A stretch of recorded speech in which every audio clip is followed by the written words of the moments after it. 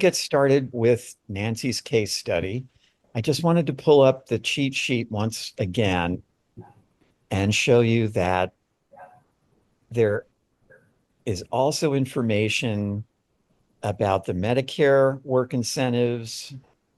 Just a reminder that people can keep Medicare, um, that they can get Medicaid through the Medicaid buy-in for working people with disabilities program, and what Medicaid can do for them. Reminder about reporting earnings and getting free benefits planning. That same document provides a cheat sheet for SSI, which we'll be using tomorrow, and it's even briefer. So you may want to keep that SSDI and SSI cheat sheet available as we go through our case study. And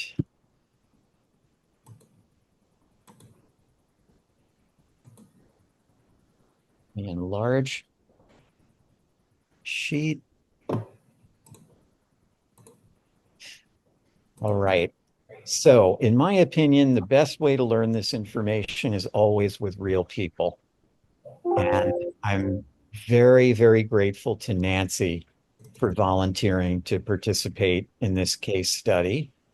Thank you very much, Nancy. You're very welcome. It's my pleasure. Great. Um, and Nancy, would you like to say anything to introduce yourself? Um, yes, I'm Nancy. I'm 56 years old.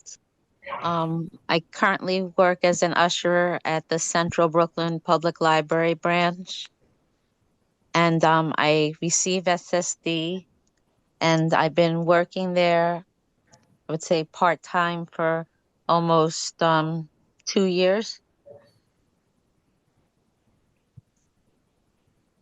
So you jumped right in. Thank you. You're an usher at the public library for almost 2 years. Okay. And Nancy, how many hours a week do you work? Well, it kind of varies. I can work anywhere from, let's see, maybe 6 hours a week to maybe 12. It Because I have a schedule where I just insert my name wherever there's availability, so the job's very flexible. Okay. And I think you had said earlier that you could actually work up to 18 hours a week, and the average was about 12 a week. Is that still right? Yeah, that's about right. Okay. All right. So an average of about 12 hours a week.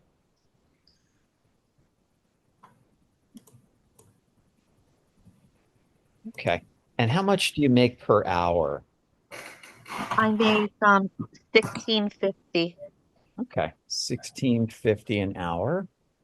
Mm-hmm. Got it. Right. And that works out to an average of $858 a month, average gross wages. Okay. All right. And Nancy, are you blind? No. No. Okay. That sounds like a question out of left field, but the work rules for blind people are different than the work rules for people with any other disability. So I needed to make sure that you are not blind and you're getting Social Security Disability, SSDI. And do you get Yes. a medical benefit along with that? Yes, I have Medicaid and Medicare. Okay, so you get Medicare and Medicaid. Okay. Now, this goes a little beyond the scope of today's training, but there are actually dozens of different ways to qualify for Medicaid in the state of New York. And you had been getting Medicaid another way and you were trying to convert to it. Did you actually apply for the Medicaid buy-in for working people with disabilities yet? I've been trying. I think they keep sending me the wrong application. Okay. Um, yeah. Okay. But you had been receiving Medicaid another way. And what was that way called? Um, it's through a surplus that I have. Um, I have a spend down Right. because I make because of the amount that I receive from disability. I'm still required to pay the difference from um what I'm allowed to make, I believe under SSD and what I receive, if that makes sense. It does to me, and I'll explain it in a moment um, to everybody who's on the call. Uh, so there are dozens of ways to qualify for Medicaid. My least favorite is a spend down. We're paying a surplus to get Medicaid. Um, and this is an option generally only for people who don't qualify for Medicaid any other way. Um, it has a very low income limit. And if a person's income is above that limit, the person has to do something called spending down to qualify for Medicaid. And Nancy, as I recall, your spend down worked out to about $504 every 6 months, or Correct. $84 a month. Okay. So you have to spend on medical expenses the amount that exceeds the income limit to qualify for Medicaid through the spend down. Um, and in fact, what you're doing is every 6 months paying 6 months worth of your spend down, which is Right. $504 every 6 months. Okay. Now, um, the advantage to you switching to the Medicaid buy-in for working people with disabilities is that there is no monthly premium currently. There's a moratorium on the premiums. So once you enroll in the Medicaid buy-in program, you'll save yourself $504 every 6 months. And I imagine you can think of better things to do with that than paying for a spend down, right? Exactly. Okay, Mhm. very good. Um, so the MDI WPD program will be free while there's still a moratorium premiums.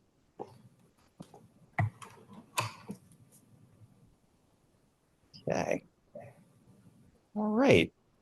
And we had wanted to look at a few different work options. Did you want to talk about those a bit? Well, well, sure.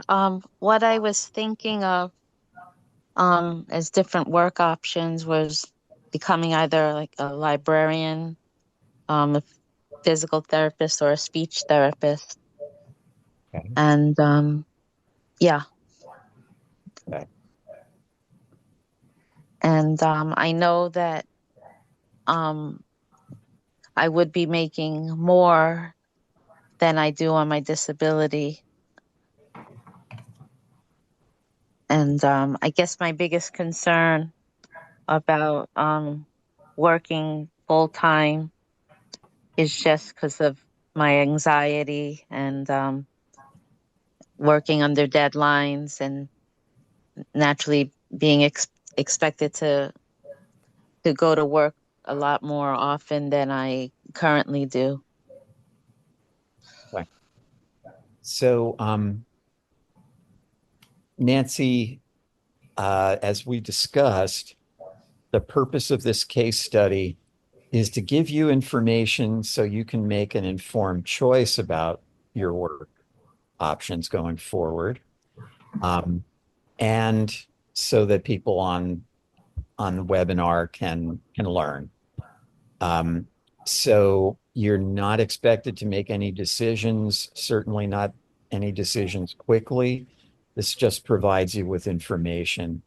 Not under any obligation or any expectation to change your work situation now. This is just so that you know what would happen if you did in the future. I understand. Okay, great. So there's no pressure here. All right. Now, were you also interested in considering how much you could work as an usher and still keep your SSDI benefit? Yes, Okay.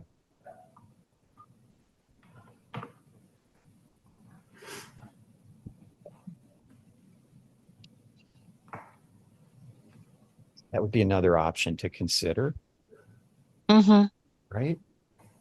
right. Good. Okay. And um, so I had used a website called ONET Online. Don't know if anybody on the webinar is familiar with it. It's a great website that provides it's the URL is ONETONLINE, ONET Online. And the O is a letter O, not a zero, onetonline.org. And I recommend it. It provides lots of information about a wide variety of careers, including it lets you get an estimate of median wages for a job, similar to an average, also sort of the low end wage and the high end wage, either nationally or statewide, or even in a particular zip code. So I use that to come up with estimates of what you would be paid as a librarian, a physical therapist, or a speech therapist in each of those jobs, Nancy. And we figured that initially, if you were to become a librarian, a physical therapist, or a speech therapist, at first you'd probably be earning the low end wage scale. And then as you developed more experience and expertise, you'd be able to get a higher wage. So the, Right. I'm sorry? Oh, I just said right. Yeah, okay. Um, so low end wages in your area for a librarian would be uh, about 4,000, a full-time librarian would be about $4,911 a month.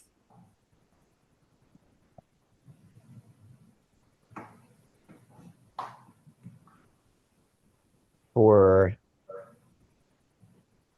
a physical therapist, or I'm sorry, I got speech therapist next. It worked out to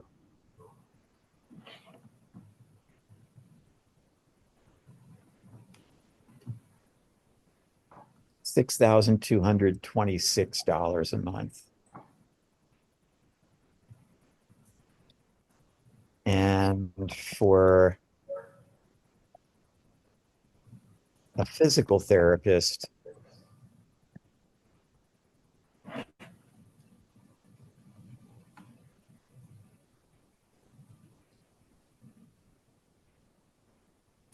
it is 6,382 a month. So in the same basic range as little higher than a speech therapist.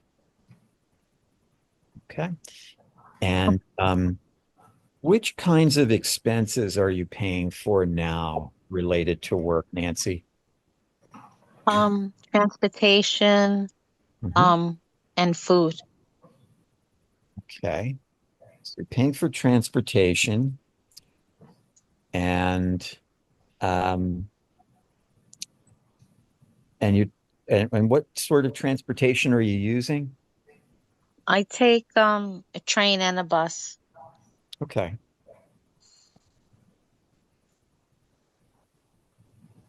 Okay. And how much do you pay per day? Um, I pay um 580 a day when I go to work. I'm applying now just as an aside for reduced fare. And I've tried in the past, but I was getting rejected, so I'm trying again. Okay. All right. But for now, if you take $5.80 per round trip, and if you're working 2 days a week, that would be about $50 a month for 2 days a week, and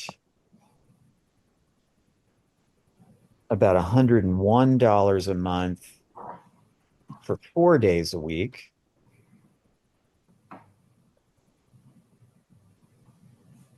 And for 5 days a week, it would be about $126 a month.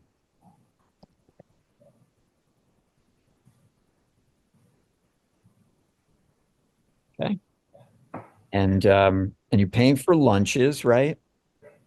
Yes, occasionally I have lunch, yes. Okay.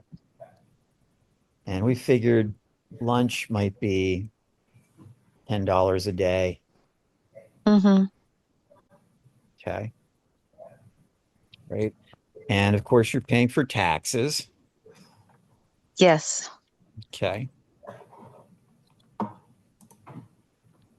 Right. All right. Now, we also talked about a productivity level. Nancy, what did you say about that? With the productivity level, um, I guess I could be more productive. I'm not measured by that currently from my job. I haven't brought that up to them. Um, Okay. Now, you had, when we talked about um, your productivity level, you had said, in light of your anxiety and some other issues, you thought that your productivity would be something less than 100% of a typical worker in a job. And what do you remember what you estimated it might be? You thought, um, I believe it was anywhere from maybe 30 or 40%. um, yeah, I think I asked the question the other way around. You felt like you were working at probably about 70%, Yeah. so maybe a 30% reduction in Yeah. productivity level. Okay. Okay. Very good. Um, Nancy, was there anything else that you wanted to say that the group should know? Um, I guess it's still in the forefront of my mind that I'm always that somehow I'm going to lose my benefits, and maybe that's another reason why I I keep I keep my hours low. Um I mean I know I'm supposed to keep them low in order to receive my benefits, and maybe sometimes I keep it a little lower than I should because there's always that fear, even though from what I've heard with SSI, I know that they're very strict, but not with SSD in terms of how much money to have in the bank. But I guess because of my anxiety and, as you had mentioned, other conditions, it's just always a fear for me to do more. Well, Nancy, you're in good company. I think most people who get SSDI feel the same way. The prospect of possibly losing SSDI can be frightening. Yes. Okay. So I want to ask people who are on the webinar if anybody has any additional questions for Nancy before we talk about uh, work incentives that she may be able to use. So, Andrea, Michaela, any questions for Nancy? I don't think so. Okay. Michaela, do you have any? No, I don't have any. Okay. Great. Very good. So we know that Nancy gets SSDI.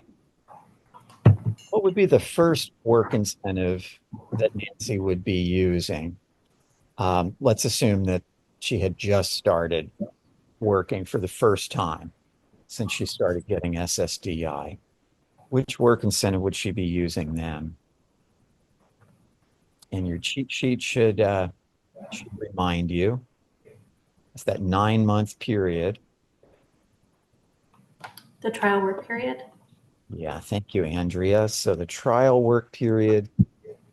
And Nancy, you've heard that term before, right? Yes. Okay. And you've already long since used up your trial work period, right? That I'm not sure of. Um, I haven't been told that. Maybe I have. I know it's something I need to check into. Okay.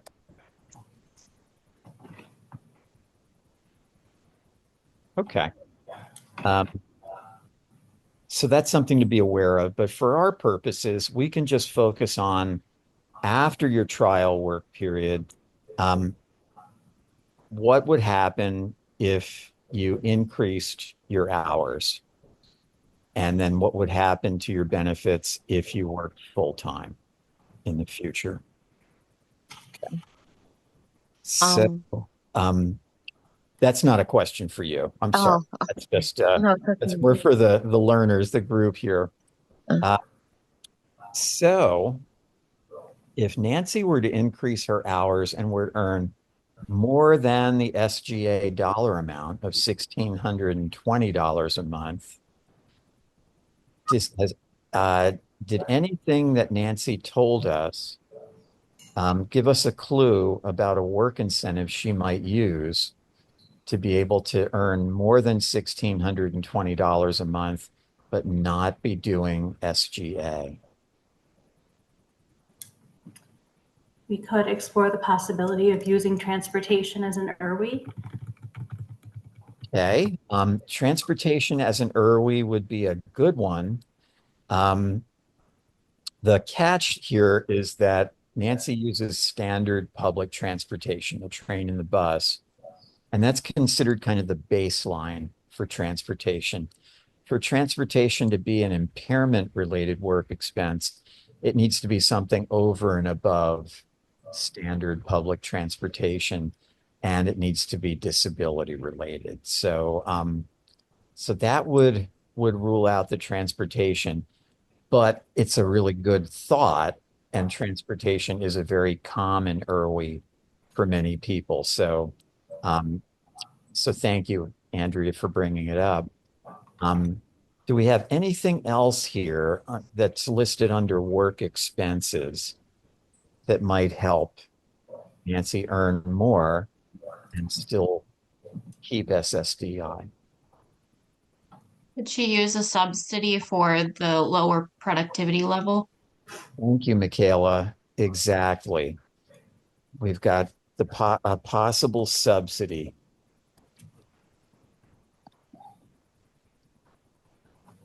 And and Nancy had estimated that her productivity level might be about 70%. So if she were paid 100% of the wage for the job, but her productivity were rated at 70%, then how much of her earnings would be counted when figuring out if she's doing SGA? What percentage of her earnings would count, if you recall that?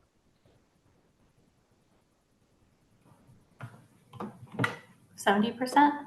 Right. They take 70%. The logic is if you're paid 100% of the wage, but your productivity is 70%, then 70% of your wage reflects your actual productivity.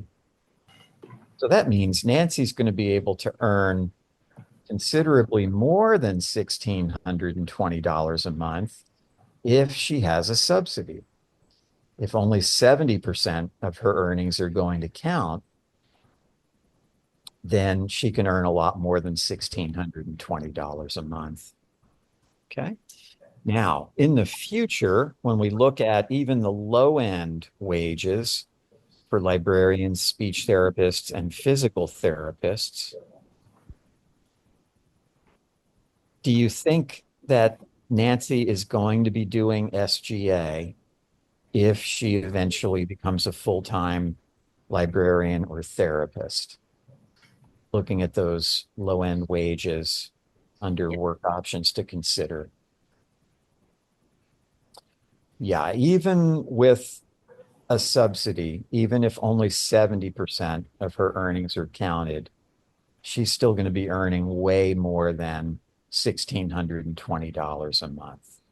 Okay. So if in the future Nancy worked full time and worked her way off SSDI, what else should she know about protections for her benefits? Remember the safety nets, the work incentives for people who've worked their way off SSDI? Not important to know the names of them, but what should somebody who works their way off SSDI know for the future? How it's going to impact their medical insurance, specifically Medicare? Very good. So if Nancy were to work her way off SSDI, what would happen to her Medicare? Could she keep it?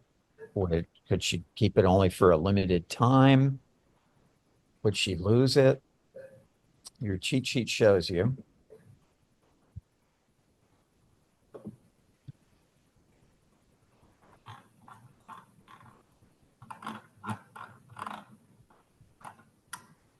She would keep it. Right. She can keep it indefinitely.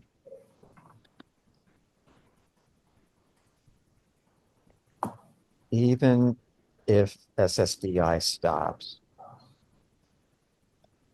Okay. What if Nancy started a full-time job and her SSDI stopped? And then she decided, this job just isn't for me. And she left the job. What would happen to her SSDI then? If she'd already worked her way off it, would she need to reapply to get it back?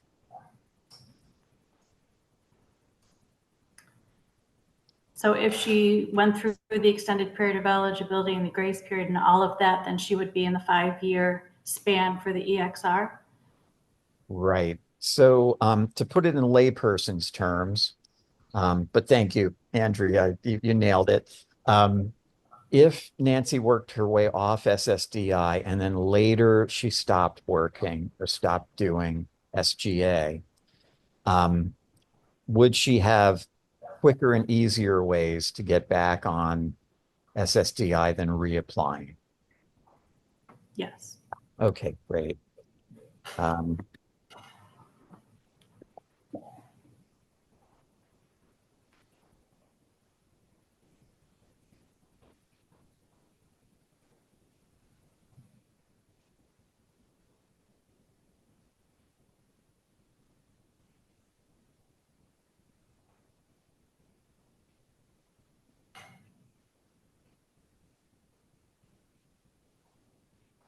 Right. So, Nancy, when you hear that information, the idea that if you did work full time and your SSDI stopped, that you could keep your Medicare permanently. And if anything happened to your job, you could get back on SSDI without having to reapply and start over. Does that, would that have any impact on your decision about future employment? I guess, well, it does alleviate fear. Um, but I know at the same time I have to try to get my anxiety under control Under, um to pursue right, anything further. right. But it does help at least. It Y- helps consider full-time work, at least in terms of the impact on your benefits, right? Exactly. Yes. Okay, great. All right, very good. Any other issues that we should discuss with Nancy before I show you a comparison chart of different earnings options? Oh, Andrew's saying no. Michaela, anything else? I don't think so. Okay. All right.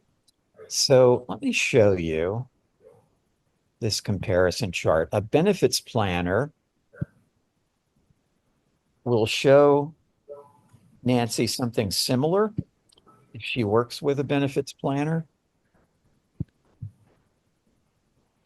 I call this sheet a bottom line comparison sheet.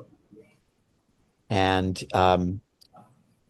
is everyone able to see the numbers on this sheet well enough? I don't, do I need to enlarge them or is it okay?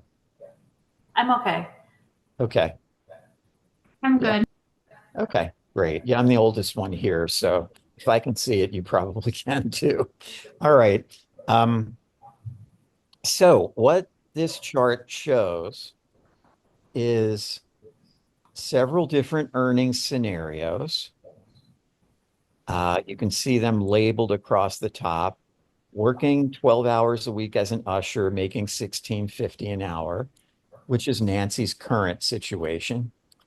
Then I figured out with 70% productivity and the subsidy that Nancy thinks she might qualify for, it'd be considered a 30% subsidy, meaning 30% of what she's paid would be deducted if her productivity is 70%, but she's paid 100% of the wage.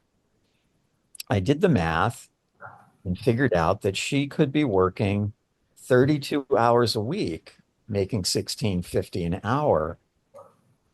And although her earnings would be $2,288 a month, if you multiply that by 70%,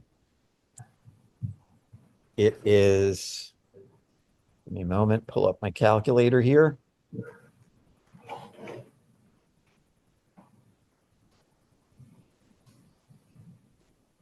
So 2,288 a month times 70% is $1,601 and change.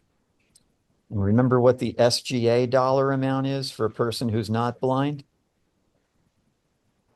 1620. 1620.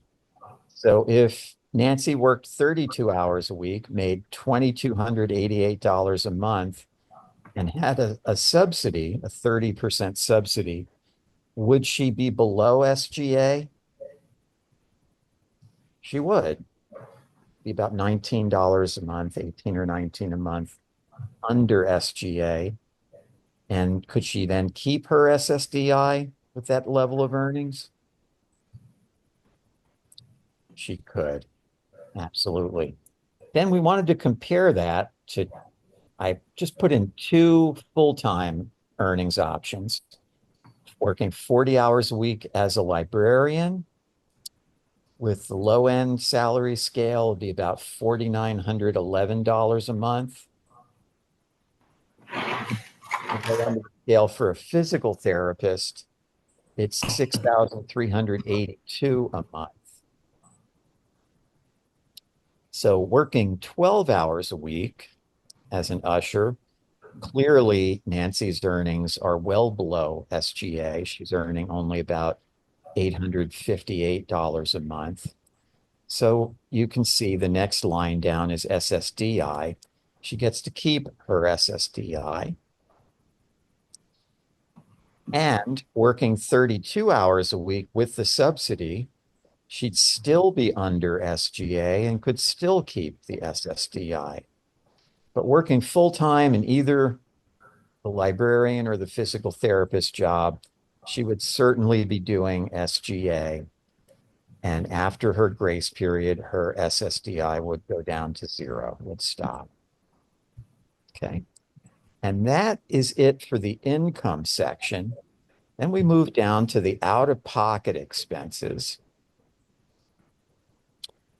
And I used an online tax estimator to estimate what Nancy's taxes would be in each earnings scenario. And you can see that initially she's only paying about $73 a month for taxes. If she worked 32 hours a week, her job would go up to about 451 a month. And then it goes way up for full-time work to 1,029 for a librarian, 1,515 a month for a physical therapist. For public transportation, about $50 a month, working an average of 2 days a week currently. And then working 32 hours a week, that'd be about 4 days a week, be about 101 a month. And working full-time, 5 days a week, it'd be about $126 a month. So Nancy needs to pay the Medicare Part B premium, that's taken out of your SSDI benefit now, right, Nancy? Right. Yeah, and that's $185 a month. And then for lunches, if Nancy paid $10 a day for lunches every day, you can see what her lunches would cost per month. Then we go down to the bottom, the most important part, her net income after the expenses are subtracted from her income. In her current situation, her net income is about $2,522 a month. And Nancy, that's just an estimate because Right. I don't know what your actual taxes are. And of course, your hours change from week to week and month to month. So we're not sure. We were just looking at an average here. Mm-hmm. Now, if you worked 32 hours a week and had the subsidy and were able to keep your SSDI, then your net income is much higher, about 3,437 a month, give or take. Now let's compare this to working 40 hours a week as librarian with a startup salary. Your SSDI stops. Your net income would be 3,354 without the SSDI, having only the wages. Nancy, does that look like an interesting option compared to working 32 hours a week as an usher and keeping your SSDI? Yes, it does it does sound like a good option. Okay. If you look though at the net income in column C here, working 32 hours a week as an usher and keeping your SSDI, your net income it would be about 3,437 a month. If you had the startup salary for a librarian and your SSDI stopped, your net income would be about 3,354 a month. Would it be worth it for you to work your way off SSDI if that's the net income you would be left with? Yes.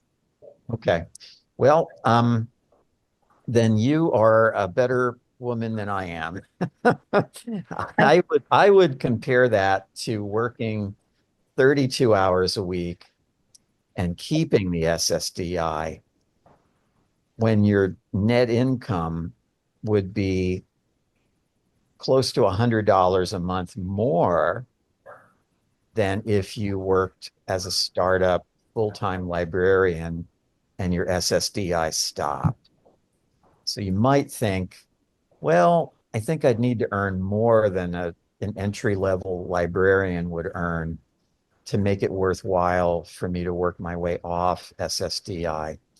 So then if we move True. on to the last column, and this is working full-time as an entry-level physical therapist, earning about 6,382 a month, the SSDI would certainly stop.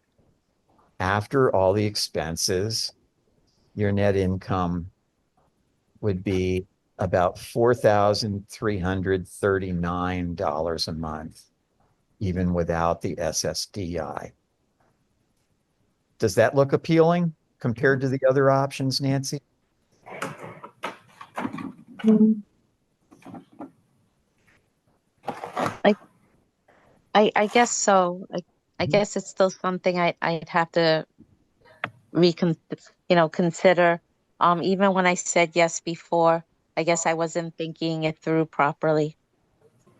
Well, I should have clarified and said, just looking at the dollar amounts, just looking at the net income you would have, not considering what it would take for you to get a job as a full-time physical therapist or what it would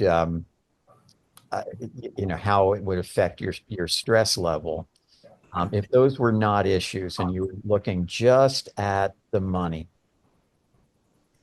does working as a full-time therapist with net income of over $4,300 a month look attractive compared to the other options we looked at with much lower net incomes?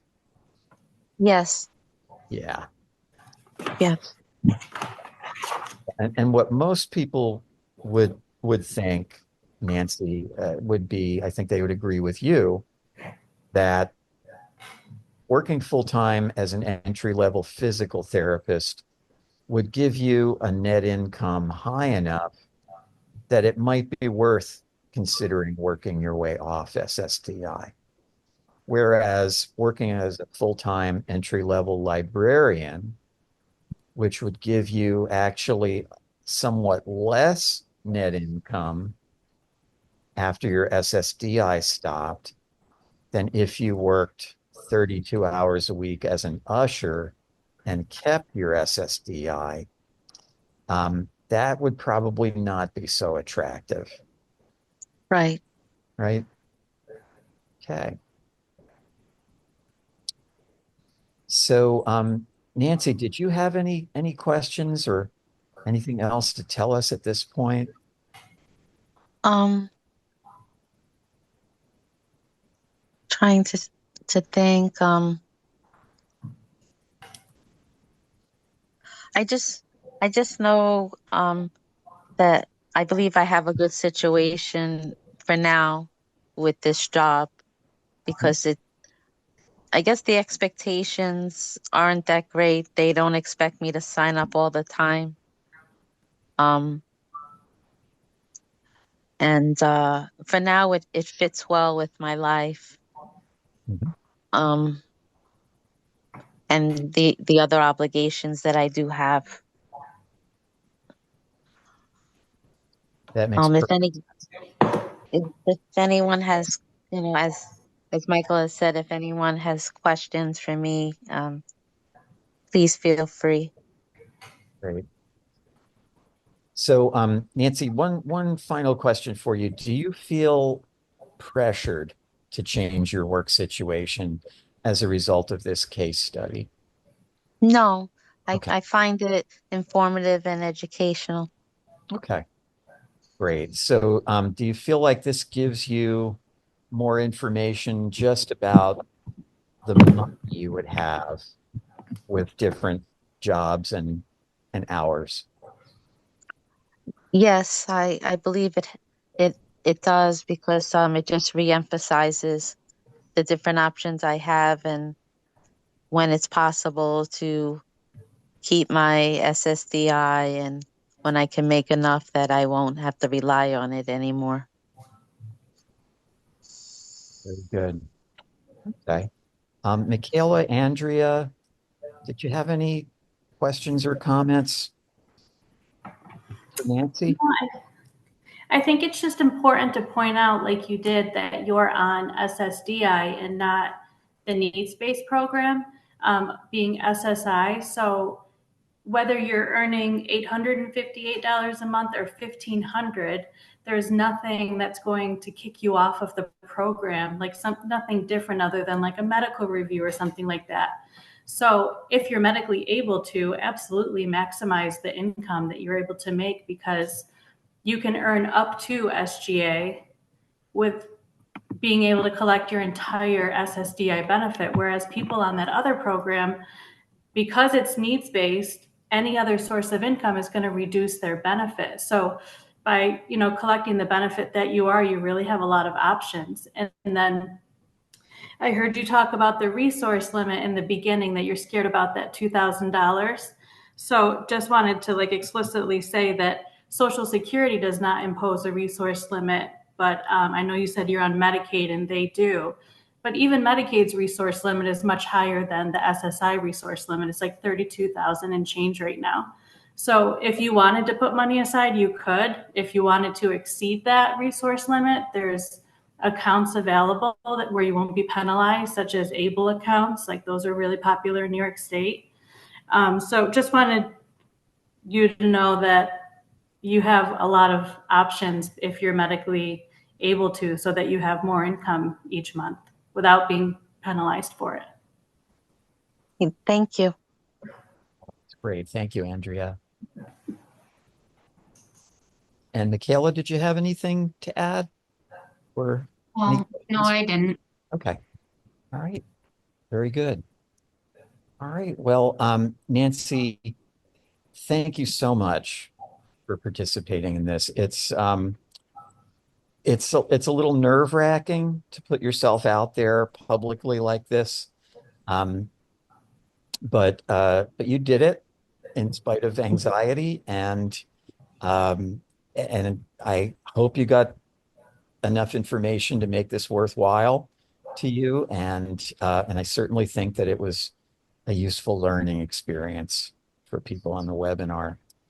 So thank you so much. Also want to point out that I wanted to be sure that Nancy was not the only person attending this webinar who was not getting paid for her time. So Nancy will be compensated. Okay. All right. Thank you. Nancy, thank Thank you. you very much. All right. Best of luck to you, Nancy. Thanks again. Thank you. All the best to everyone. Okay. And still got a little bit of time.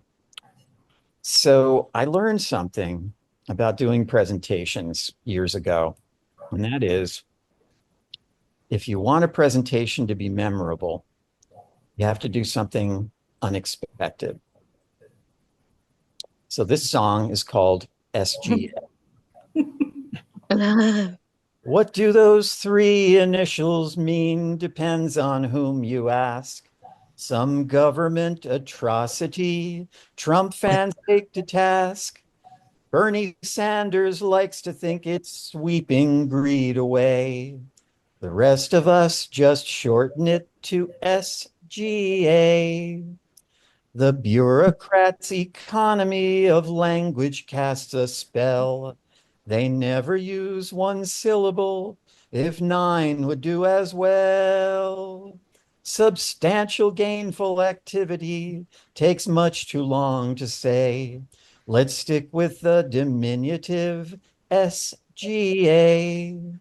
Some fear if they do SGA, their lives will come undone. Like Al Franken and Richard Nixon both rolled into one. And so they stay in poverty until their final day. They live their lives in bondage under SGA. But if you earn enough, you can leave benefits for good. Without a limit on your wage, gain a real live livelihood. Then you can even thumb your nose at big bad SSA. It's kind of liberating doing SGA. One more. School children learn there's freedom in old glory's shining stars, the US Constitution, and in big American cars. But it's not just in obvious things like Independence Day. Some freedom lies in acronyms like SGA. That was great. Kudos to you. Thank you very That was much. great, Michael. Yes, you have a good voice. Yeah. Thank you. And I hope to see some of you again tomorrow when we will go into the SSI program. So enjoy the rest of your day and thank you again for attending. Thank Thank you so Thanks, much. Michael. You have a great day. Yes, enjoy.